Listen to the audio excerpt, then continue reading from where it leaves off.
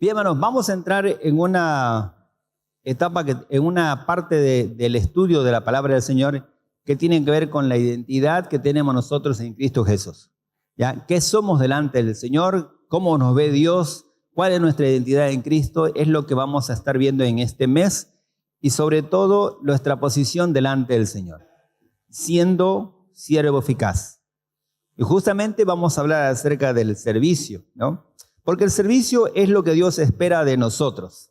Luego de haber conocido al Señor, luego de ser sus seguidores, Dios quiere que seamos sus servidores. Siempre Dios lo ha establecido así. No se termina todo cuando yo digo, quiero seguir al Señor. Entonces Dios después nos dice, muy bien, ahora es el tiempo de servir al Señor. Sin embargo, ¿sabía usted que existen formas diferentes de servir a Dios? No hay una sola forma de servir a Dios. Hay diferentes formas en que yo puedo servir al Señor. Por ejemplo, puedo servir a Dios con buena voluntad, pero también puedo servir a Dios por obligación o por costumbre. Puedo servir a Dios por interés propio. También puedo servir a Dios negligentemente o puedo servir a Dios con eficacia. Precisamente esta mañana veremos qué dice la Biblia acerca de cómo servir a Dios con eficacia. Y la Biblia nos habla en esta mañana acerca de 3 características que tiene un siervo eficaz y que nos muestra cómo yo puedo llegar a ser ese siervo eficaz. Miren que el Señor dice en su palabra al siervo que fue malo y negligente, le dice precisamente, tú siervo malo y negligente, te di tantas cosas y no hiciste lo que tenías que hacer. Pero a otro le dice, bien, buen siervo fiel. ¿Qué significa? Siervo eficaz.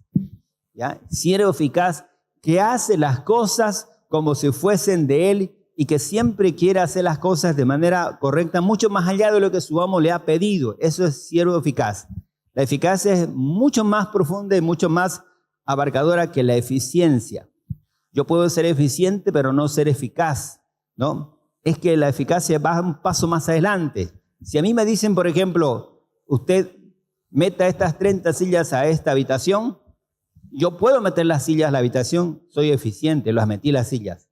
Pero el eficaz no solamente mete las sillas a la habitación, el eficaz las acomoda como tiene que acomodarse, o las apila, las ordena, no solamente las mete. ¿Me entiende? Entonces, Dios quiere que seamos siervos eficaces, que estemos listos para dar un paso más de lo que Dios me ha dicho y hacerlo de una manera que le agrade al Señor. Pero ¿cuáles son esas 3 características de un siervo eficaz? Pues vamos a ver en 1 Tesalonicenses capítulo 2, versículo 1 hasta el versículo 12 que se leyó hace un momento. Vamos a ir detallando aquellas cosas que Dios nos muestra de un siervo eficaz. Y está poniendo como ejemplo acá al apóstol Pablo. Y el apóstol Pablo está dando su testimonio de cómo entró el evangelio a Tesalónica. Cómo ellos hicieron y qué fue lo que ellos hicieron para que la gente de Tesalónica pueda escuchar del evangelio. Y miren cómo muestra Pablo lo que sucedió en ese ministerio cuando estaba formándose la iglesia en Tesalónica. Versículo 1 y versículo 2 dice, porque vosotros mismos sabéis, hermanos, que nuestra visita a vosotros en Tesalónica no resultó vana, pues habiendo antes padecido y sido ultrajados en Filipos, como sabéis, tuvimos denuedo en nuestro Dios para anunciaros el evangelio de Dios en medio de gran oposición. Entonces, la pregunta que aquí nosotros hacemos es, ¿de qué manera ellos anunciaron el evangelio de Dios? Y el mismo Pablo responde diciendo, sabéis que tuvimos denuedo en nuestro Dios para anunciaros el evangelio. Esa es la primera característica que Pablo relata de lo que es un siervo eficaz. Denuedo. El denuedo, hermanos, es el esfuerzo, el valor y la intrepidez que tiene una persona para hacer algo encomendado. Pablo sabía que Dios le había encomendado el evangelio a los gentiles, sabía que él tenía que predicar a los gentiles, pero lo hizo con denuedo y no de mala gana. Lo hizo con valor, con esfuerzo y con intrepidez, y no solamente como algo que tenía que hacerlo como un robot, como algo automático, como algo que tenía que hacer sin sentido o a la fuerza. Podemos hacer las cosas así. Podemos servir al Señor como si sirve un autómata o un robot. Miren que los robots no se cansan. Los robots no tienen sentimientos. Ellos simplemente hacen. Y a veces en el trabajo hay cosas que están tan automatizadas, están tan hechas de una manera que no va a cambiar nunca. Entonces a veces se reemplaza por sistemas automáticos que hacen lo mismo. ¿No es cierto? Los puede reemplazar. Pero cuando tiene que ver con sentimientos, cuando tiene que ver con criterio, cuando tiene que ver con inteligencia, cuando tiene que ver con decisiones, esas cosas no pueden ser reemplazadas por un robot o por un sistema automático. Esas no pueden ser reemplazadas. Cuando se trata de hacerle el servicio al Señor con eficacia, con intrepidez, con valor, con audacia, esas cosas no pueden hacerlas cualquier persona, sino solamente alguien que está entregado al Señor o alguien que quiere hacer las cosas para agradar al Señor. Por eso Pablo dice, ustedes saben que cuando predicamos el evangelio lo hicimos con denuedo. Es que, hermanos, un siervo eficaz anuncia el evangelio de esa manera. Es responsable, es metódico, se esfuerza y logra su objetivo. Porque cuando hablamos de denuedo, significa que hay muchas cosas que se pueden interponer en el camino. El que hace las cosas con denuedo significa que está dispuesto a enfrentar cualquier circunstancia adversa, cualquier vicisitud que se presente y cualquier cosa en contra que le pueda impedir predicar el evangelio. Le pregunto, por ejemplo, ¿usted trabaja con denuedo? ¿Usted estudia con denuedo? ¿Usted hace las cosas de la casa con denuedo? Si usted me dice así, yo voy a tener la idea de que lo hace con responsabilidad, con esfuerzo, con valor, y no importa qué cosas se interponen en el camino, usted lo consigue hacer. Eso es hacer con denuedo. Los que estudian con denuedo estudian por más que no tengan todos los materiales a su disposición, por más que estén muy distantes del centro de estudios, lo hacen con denuedo, se levantan muy temprano y después hacen las cosas de las tareas lo suficientemente responsables como para después tener una calificación exacta y correcta. Eso es hacer las cosas con denuedo. Pablo dice, yo prediqué con denuedo la palabra del Señor. Y esa es una primera característica menos que nosotros debemos de desarrollar en nuestra vida. Servir al Señor con denuedo. Esa es una primera característica de un siervo eficaz. Porque la enseñanza, dice la Biblia, no está basada en el error. Miren lo que dice el versículo 3. Porque nuestra exhortación no procedió de error ni de impureza ni fue por engaño, sino que según fuimos aprobados por Dios para que se nos confiese el evangelio, así hablamos, no como para agradar a los hombres, sino a Dios que prueba nuestros corazones. Pablo había predicado el evangelio de Dios en medio de gran oposición. No simplemente era alguien que decía no estoy de acuerdo o una ley que lanzaban para decir no vas a predicar. Había una gran oposición para Pablo y ellos tuvieron que predicar la palabra del Señor de esa manera. Pero no utilizaron las artimañas del error, no utilizaron la impureza o no utilizaron el engaño. Estas estrategias podían ser utilizadas por Pablo para poder conseguir su objetivo.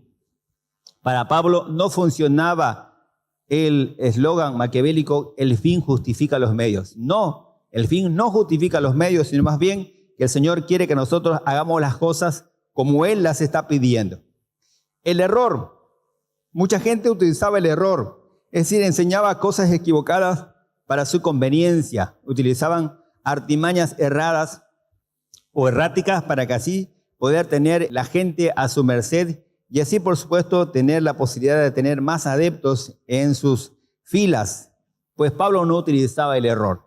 Pablo tampoco utilizaba la impureza, es decir, no enseñaba lo que desagrada a Dios, no hacía apología del pecado y no evitaba hablar del pecado como tal, porque eso uno podía utilizar para no ahuyentar a la gente, pero Pablo no, él utilizaba la verdad, utilizaba la palabra clave de la pureza y obviamente enfrentaba a la gente con su pecado para que puedan ir a Dios Santo y puedan reconciliarse con el Señor y tener la santidad y pureza de vida. Así que Pablo enfrentaba a la gente con el pecado, con su pecado.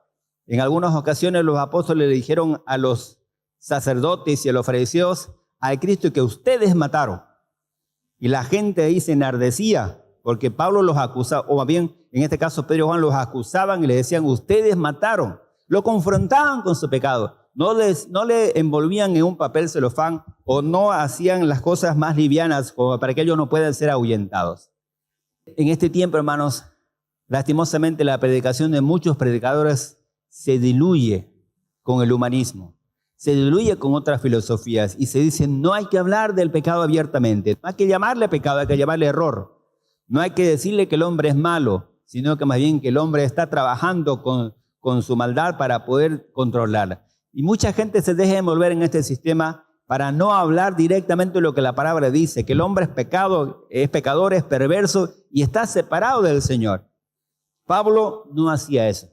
Pablo no utilizaba las impurezas o las viejas costumbres de ese entonces como para atraer a la gente y no se sientan ahuyentados.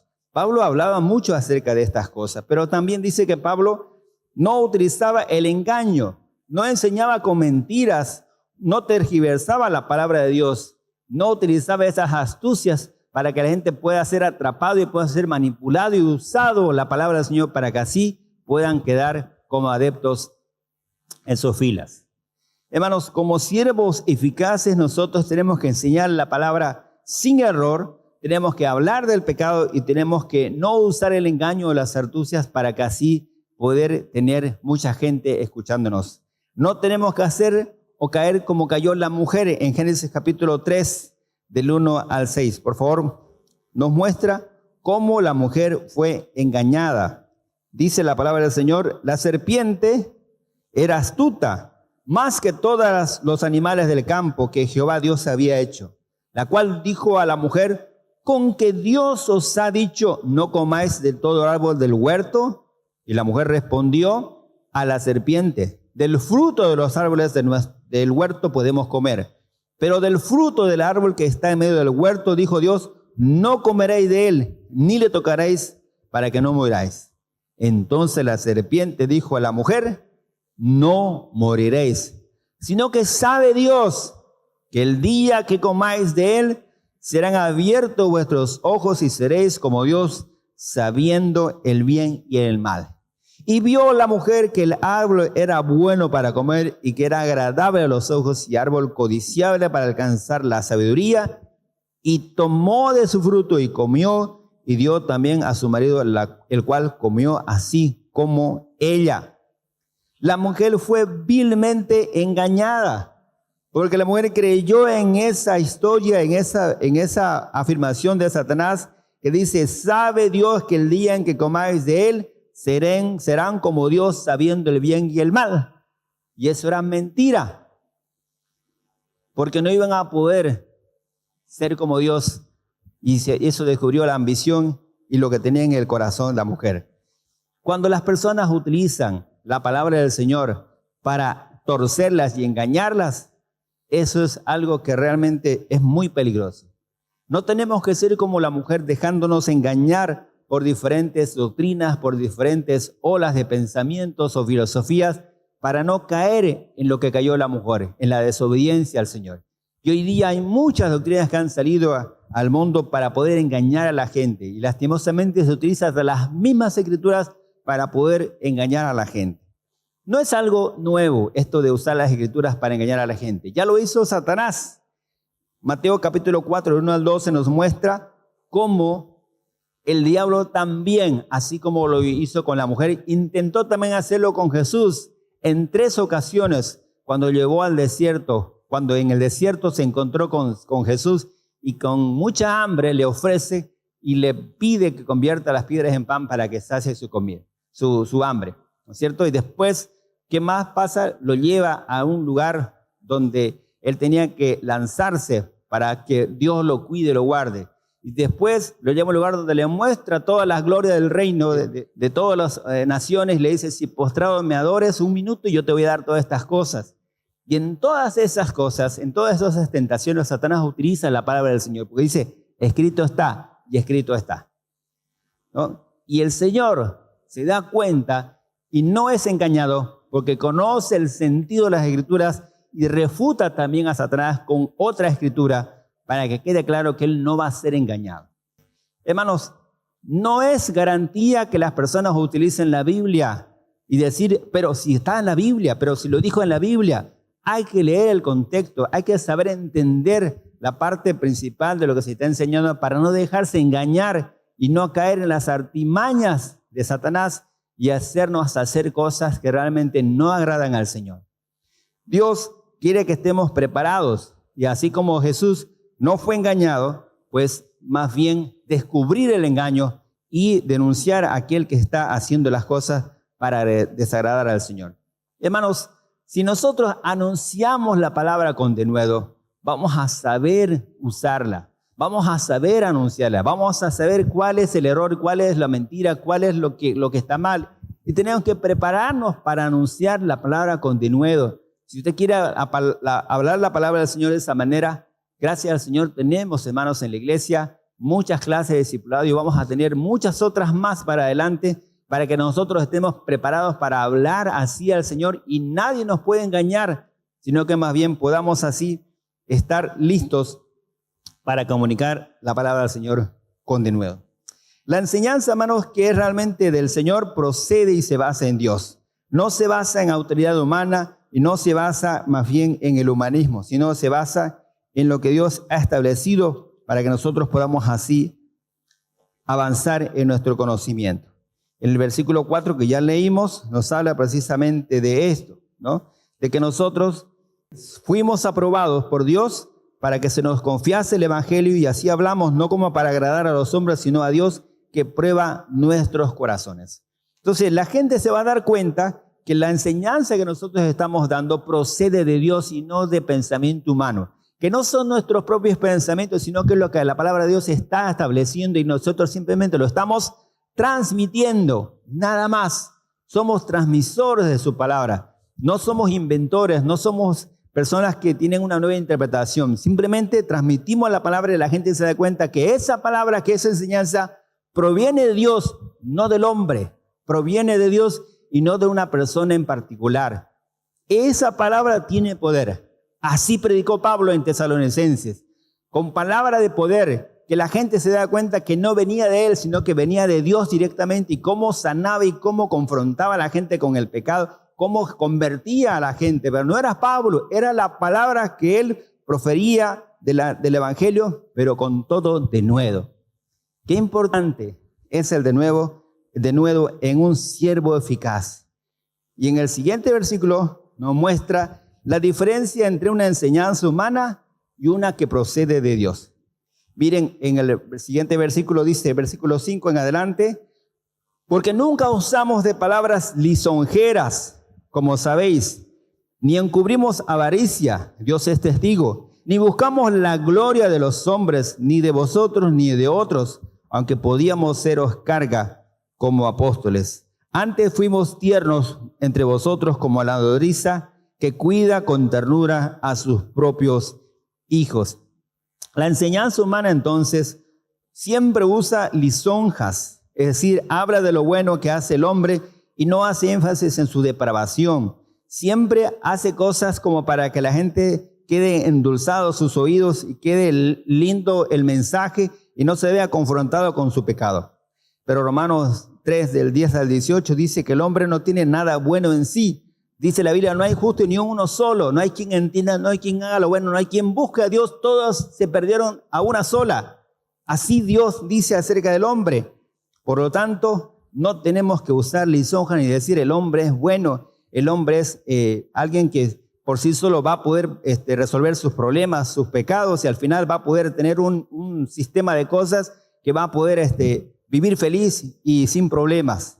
Eso busca el hombre, eso busca el humanismo, pero el Señor dice claramente que sin Dios el hombre no es nadie. Todos se hicieron a una pecadora, dice la Biblia, y finalmente dice que estamos destituidos de la gloria de Dios porque estamos y somos pecadores. La avaricia es también usada por los humanos porque solo busca apropiarse de lo que tiene la gente. Hay muchos predicadores que utilizan la avaricia. Por avaricia predican porque quieren convertir a la gente para apropiarse después de sus bienes.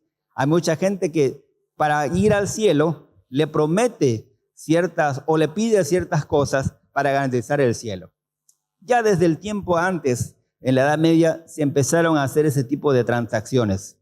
Las personas vendían indulgencias, la iglesia entonces metía indulgencias para poder sacarlo del purgatorio y que vaya al cielo y garantizar que no iba a ir al purgatorio y ir directo al cielo, y para eso tenían que pagar grandes sumas de dinero o tenía que dar algunas posesiones o posiciones especiales para que la persona al final pueda pasar directamente al cielo. Es decir, que la gente que tenía plata se salvaba. La gente que no podía tener esos recursos tenía que estar condenado al purgatorio mínimamente un cuanto tiempo y después tal vez, por gracia del Señor, pueda ir al cielo. Ese sistema de cosas la iglesia de ese tiempo inventó para tener amedrentada a la gente y que la gente pueda dar y conseguir donde sea y dar para garantizar su eternidad en el cielo. Miren, eso es algo que hacen los falsos profetas. Segunda de Pedro, capítulo 2, versículo 3 a versículo 5, nos muestra que esto es también algo que Pablo, o en este caso Pedro, ya estaba anticipando que podía suceder. Y por avaricia harán mercadería de vosotros con palabras fingidas.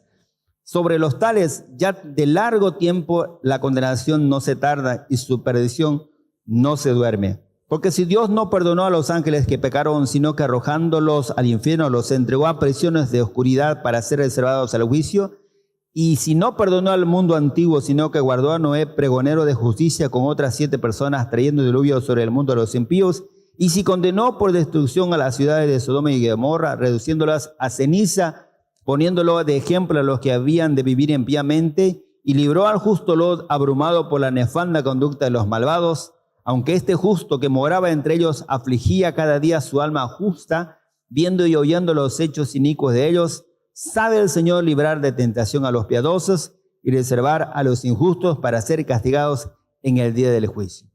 Entonces va a haber gente que va simplemente por avaricia a hacer en mercadería de la gente para que con palabras fingidas pueda tener un rédito, pueda tener lo que justamente la gente quiere, ganancia monetaria. Y hay mucha gente que predica así. Hay mucha gente que vende franquicias del evangelio para que la gente pueda dar un dinero y así tener la oportunidad de hacer lo mismo o reproducir ese modelo en su iglesia o en su país. Y eso es avaricia, eso es el dinero, eso es la ostentación que la gente está en este caso teniendo como motivación para predicar. Esa es la enseñanza que viene del hombre, porque simplemente busca reconocimiento humano, solo busca la gloria propia y el interés propio. Y así la gente se puede dar cuenta de que está predicando unas personas por su propio interés, por su propio beneficio o para buscar ese tipo de réditos. Pero la enseñanza que viene del Señor, la enseñanza que en este caso procede de Dios, es totalmente diferente. Dice versículo 7 de 1 Tesalonicenses: antes fuimos tiernos entre vosotros como la nodriza que cuida con ternura a sus propios hijos. La enseñanza que viene de Dios busca ser tiernos entre vosotros, dice. No que se pueda diluir el mensaje del evangelio, sino que al final que se predica la verdad del Señor, también se trata con ternura como a hijos, es decir, se busca consolar, se busca exhortar, se busca estar con las personas. Hay un interés por las personas, no por lo que tienen las personas, sino por lo que son las personas. La nodriza abraza a sus hijos con ternura. La gallina clueca, ¿se dan idea? No se acercan a una gallina clueca, porque mientras están los polluelos ahí, la gallina está dispuesta a morir por sus polluelos. Se enfrentan a todo. Se enfrentan a los perros, se enfrentan a los animales más grandes, se enfrentan. ¿De dónde le sale esa fiereza, ese deseo de proteger a sus hijos? Dios ha puesto en ese tipo de animales, aves en este caso, la posibilidad de esa fuerza y esa fortaleza de defender a sus criaturas. Pues así Pablo dice que lo hizo con la gente que estaba él empezando a enseñar y la gente que estaba empezando a creer en el Señor. Los protegió con ternura de cualquier acechanza de maldad, de cualquier falsa doctrina, de cualquier persona que quería apartarlos del evangelio, con ternura, con amor, pero también con firmeza a la verdad de la palabra del Señor, sin quitarle nada de lo que era verdad, pero al mismo tiempo estando con ellos y hablándoles con amor. Esa es la enseñanza que procede de Dios. Y cuando hablamos de denuedo, implica la ternura, implica la firmeza, implica la intrepidez, implica la fuerza y el valor para hablar de las verdades del Señor. Entonces, ¿será que hasta aquí podemos catalogarnos como siervos eficaces. Cumplimos esta característica que se llama denuedo al estar trabajando para el Señor y hablando de su palabra. Es algo que nosotros nos debe hacer pensar, porque un siervo eficaz actúa con denuedo. La segunda característica que vemos en la palabra del Señor es lo que dice el versículo 8 de 2 de Tesalonicenses. Tan grande es nuestro afecto por vosotros que hubiéramos querido entregaros no solo el evangelio de Dios, sino también nuestras propias vidas, porque habéis llegado a sernos muy queridos. Dice Pablo, no estamos conformes solo con anunciar el evangelio. Hubiéramos querido dar nuestras propias vidas a ustedes. Miren cómo va avanzando, ¿no? De profundidad, la entrega. Porque la segunda característica de un siervo eficaz, hermanos, es el sacrificio en lo que hace. Pablo dice, el evangelio está bien que le hemos anunciado, pero hubiéramos querido darle nuestras vidas a todos ustedes. Sacrificio es la segunda característica. Un siervo eficaz está dispuesto a sacrificarse por las personas a quienes sirve, por las personas a quienes está ministrando, por las personas que Dios le dio para poder enseñar. Se sacrifica por ellos. ¿Qué es un sacrificio, hermano? Pues bien, si vamos al diccionario, vamos a encontrar que el sacrificio es un acto de abnegación inspirado por la vehemencia del amor. Qué bonito, un acto de abnegación inspirado por la vehemencia del amor. Es decir, que el amor a algo nos va a llevar a sacrificarnos directamente. Todas las madres, todos los padres, especialmente las madres, saben lo que es sacrificio por los hijos. Saben que es por amor que uno deja de comer, deja de comprarse cosas, deja de tener comodidades porque los hijos tengan las cosas. ¿Y eso de dónde? ¿Dónde se aprende, hermanos, eso?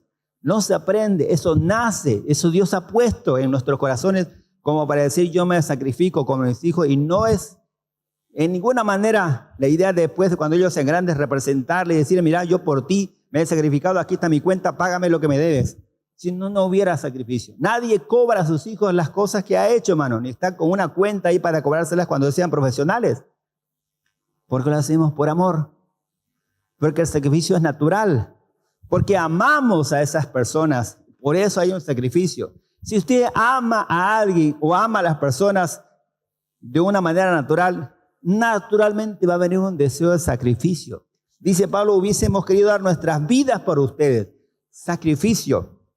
Eso es lo que hace un siervo eficaz, hermanos, en su corazón. Pero, ¿qué dice la Biblia acerca del sacrificio? Vamos a ir a Romanos capítulo 12, versículo 1 y versículo 2, donde nos muestra claramente lo que la Biblia dice acerca del sacrificio. Así que, hermanos, os ruego por las misericordias de Dios que presentéis vuestros cuerpos en sacrificio vivo, santo, agradable a Dios, que es vuestro culto racional. Sacrificio entonces es presentar, tiene que ver con ofrecer, tiene que ver con disposición. Aquí está, ¿ya? Y en el tiempo de los sacrificios levíticos, ese era un primer paso para dar un sacrificio. Presentar al cordero, presentar al buey, presentar a las tórtolas o palominos, de acuerdo a su situación económica. Pero algo había que presentar, tiene que presentarlo. Ahí comienza el sacrificio. Si nosotros decimos, Señor, yo quiero sacrificarme por ti, empieza por la disposición. Estoy aquí presente. Heme aquí. Úsame como quieres. Eso es el sacrificio, una presentación. Después dice que hay que presentar el cuerpo. Presentéis vuestros cuerpos. Todo mi ser, todas mis habilidades, todos mis dones, todos mis talentos, todo lo que yo he adquirido son para ti, para que tú lo utilices. Entonces vamos a un segundo paso acerca del sacrificio. Es la disposición y es el deseo de que todo lo que está dentro de mí sea usado por el Señor. Y al final dice, presentad vuestros cuerpos en sacrificio vivo. El sacrificio es la entrega completa. La entrega completa. Cuando el oferente en los tiempos levíticos iba a presentar una oveja o un cordero y quería que sea un sacrificio, era todo tenía que ser para Dios. No se quedaba con nada el que ofrecía el sacrificio. Así que era una entrega completa. Entonces el sacrificio es una entrega completa de lo que yo soy, de lo que yo tengo, de lo que yo he adquirido para la gloria y la honra del Señor. El sacrificio, hermanos, por supuesto, implica esfuerzo. No es nada fácil decir, Señor, aquí estoy, aquí está mi cuerpo, aquí está todo lo que tengo. Implica esfuerzo. Miren, dice versículo 9, volviendo a 1 Tesalonicenses capítulo 2. Porque os acordáis, hermanos, de nuestro trabajo y fatiga, cómo trabajando de noche y de día para no ser gravosos a ninguno de vosotros, os predicamos el Evangelio de Dios. Entonces Pablo y sus compañeros no tenían las cosas fáciles para predicar en Tesalónica. Aparte de la gran oposición que había, ellos tenían que trabajar de día y de noche para no ser gravosos y así predicar el Evangelio. Es decir, tenían que esforzarse. El sacrificio implicaba también predicar día y noche. No tenían descanso y era un arduo trabajo de predicar y de predicar, trabajar en el día, predicar en la noche, visitar, aconsejar, exhortar, consolar. Todo eso lo hacía Pablo y estaba full time. No había dónde descansar y cómo hacerlo, porque la gente necesitaba bastante. Pablo realmente estaba como un sacrificio entregado completamente al ministerio en ese entonces. Por eso Pablo dice claramente y nos hace entender que el siervo eficaz se sacrifica para el llamado que Dios le ha dado, para el servicio que Dios le ha encomendado. ¿Hacemos así el servicio al Señor? ¿Con sacrificio? ¿Con corazón? ¿Con esfuerzo? ¿O lo hacemos solamente como salga? ¿O lo hacemos simplemente como un tiempo residual que tengo y no nos esforzamos en las cosas que Dios nos pide que hagamos? Siempre Dios nos va a pedir algo. Y si Dios le está mostrando una necesidad en la iglesia, es porque Dios le está mostrando algo que usted tiene que hacer. Si no, le mostraba la necesidad a otra persona. Dios no le dice a usted para que usted le diga a fulano que él lo haga. Dios le muestra directamente a usted para qué lo está llamando, para su servicio al Señor. Y si usted ya sabe qué tiene que hacer, qué es lo que es el servicio, pues el desafío es hacerlo con sacrificio. Hacerlo con denuedo en primer lugar y después con sacrificio. Así que Dios nos está diciendo cómo ser siervos eficaces, cómo llegar a ser siervos que realmente puedan entrar con la frente en alto a la presencia del Señor y decir, he cumplido, Señor. Y finalmente, una tercera característica, lo vemos, 1 Tesalonicenses 2:10. Vosotros sois testigos, y Dios también, de cuán santa, justa e irreprensiblemente nos comportamos con vosotros los creyentes. Así como también sabéis de qué modo, como el Padre a sus hijos, exhortábamos y consolábamos a cada uno de vosotros. La tercera característica, hermanos, de un siervo eficaz es el testimonio de vida, la forma en que vive. Un siervo eficaz demuestra y fomenta un buen testimonio de vida. Lo demuestra y lo fomenta. Lo demuestra y lo pide. Y es un modelo de vida. Realmente, hermanos, la vida de Pablo reflejaba un buen cristianismo. Y para nosotros hay una pregunta que tenemos que hacernos. ¿Nuestra vida refleja un cristianismo puro y verdadero? ¿Nuestra vida cumple lo que dice 1 Juan 2:6? 1 Juan capítulo 2, versículo 6 dice, el que dice que permanece en él debe andar como él anduvo. El que dice que está en él debe andar como él anduvo. Por eso es que nosotros tenemos que reflejar lo que es nuestro cristianismo puro y verdadero. La pregunta para nosotros es, cuando queremos dar un buen testimonio, cuando encontramos algo que tenemos que decidir en la vida práctica, es, ¿lo haría Jesús? ¿Qué haría Jesús en esta situación? ¿Cuál sería su comportamiento o proceder en este tema en cuestión al cual yo me estoy enfrentando? Si nosotros cumplimos lo que dice 1 Juan 2:6, tenemos que andar como él anduvo y tenemos que hacer las cosas que él hubiera hecho. Y tenemos que hacer las cosas como si fuésemos él. Eso es andar como él anduvo. Eso es dar un buen testimonio, un testimonio de vida. Y realmente una persona que es un siervo eficaz tiene un comportamiento digno, es decir, que vive con integridad. Y Pablo dice acá estos 3 ejemplos, ¿no? Que dice que aquella persona que vive así se destaca porque vive santa, justa e irreprensiblemente. Una vida santa es una vida que se destaca porque no practica el pecado. No que es perfecto, sino que no practica el pecado. Lucha contra el pecado y quiere vivir santamente para el Señor. Que no siempre se consigue, pero es un objetivo que está en su corazón y en su mente y va avanzando hacia eso. Esa es una vida santa, separada para Dios. Una vida justa es una vida que vive en justicia y honestidad, que practica la justicia y la honestidad en su vida diaria, que lo conoce como una persona honesta y justa. Y una vida irreprensible es una vida en la cual nadie a uno lo puede apuntar con el dedo acusador. Tú robaste, tú mentiste, tú hiciste algo indebido, tú hiciste algo que no deberías hacer. Entonces, eso es algo que realmente nosotros tenemos que evitar, que nos puedan acusar de aquello que hemos hecho o de aquello que no hemos hecho y deberíamos haber hecho. Dios quiere que nosotros seamos ejemplos entre los creyentes en palabra, conducta, amor, espíritu, fe y pureza, dice Pablo a Timoteo, cuando le está hablando de que nadie menosprecie su juventud. Entonces Dios quiere que nosotros también busquemos una vida íntegra, viviendo santamente, justa y irreprensiblemente, de manera que podamos ser ejemplo entre los demás. Un siervo eficaz demuestra una vida digna, un testimonio digno de lo que es el Señor. Pero un siervo que no es eficaz deja mucho que desear con su vida. Deja mucho que desear con su comportamiento. Y da un mal ejemplo y un mal testimonio delante del Señor.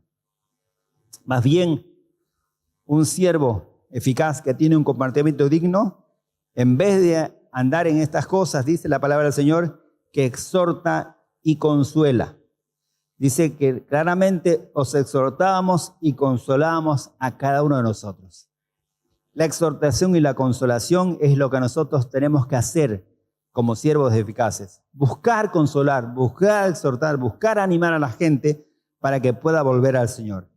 Y así tendremos la autoridad de decir a la gente, compórtense también como tal. Os encargábamos, dice Pablo, que anduviésemos como es digno de Dios que os llamó a su reino y a su gloria. Y Pablo decía, tenemos la autoridad para también pedirles a ustedes que así como nosotros vivimos santa, justa y irreprensiblemente, vivan también ustedes de esa manera. Hermanos, tenemos que tener la autoridad de decirle como padres a nuestros hijos, vivan justa, santa e irreprensiblemente. Tenemos que tener la autoridad de decirle a la generación que viene detrás de nosotros, vivan como es digno del Señor. Y vamos a tener esa autoridad si vivimos dignamente delante del Señor. Pero si no, luego nos van a apuntar. Y como tú, que dices que no se miente, mientes.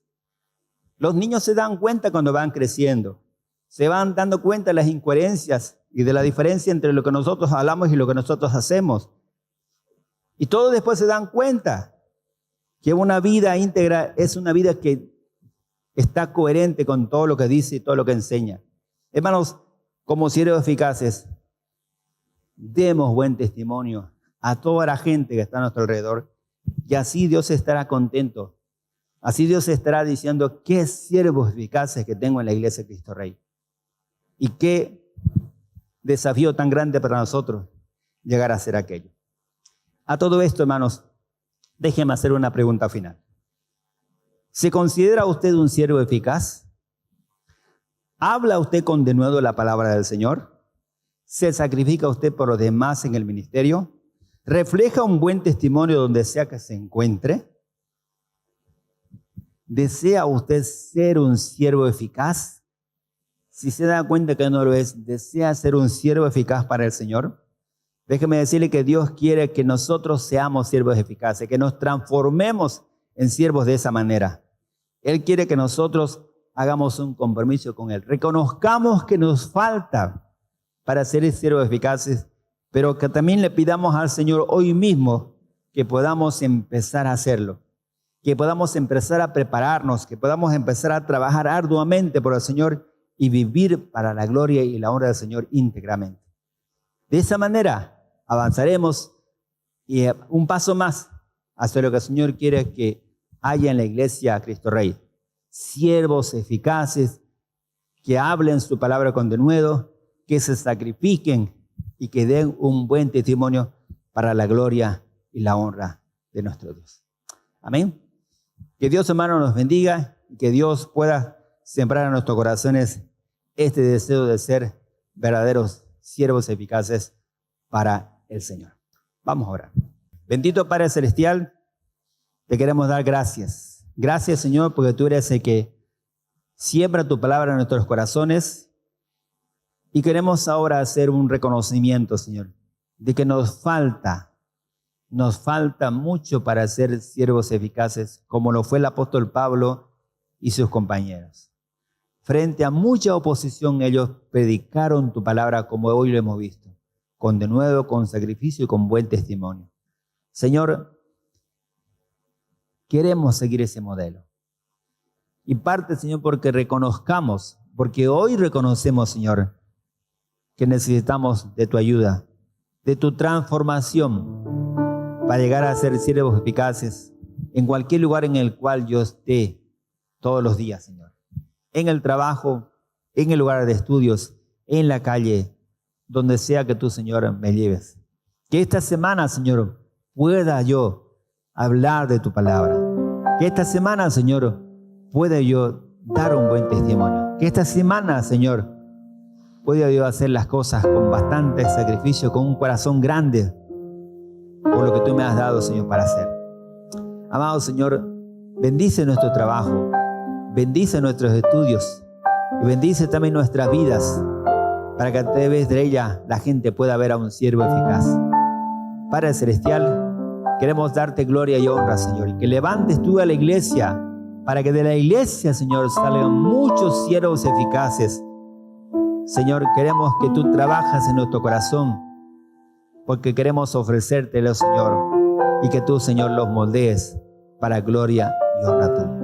Gracias, Padre, por tu palabra. Gracias, Señor, por el alimento espiritual. Y gracias porque así podemos avanzar cada día en conocerte y en servirte con todo el corazón. Por todo esto te damos las gracias, Señor. En el nombre de Jesús, tu amado Hijo.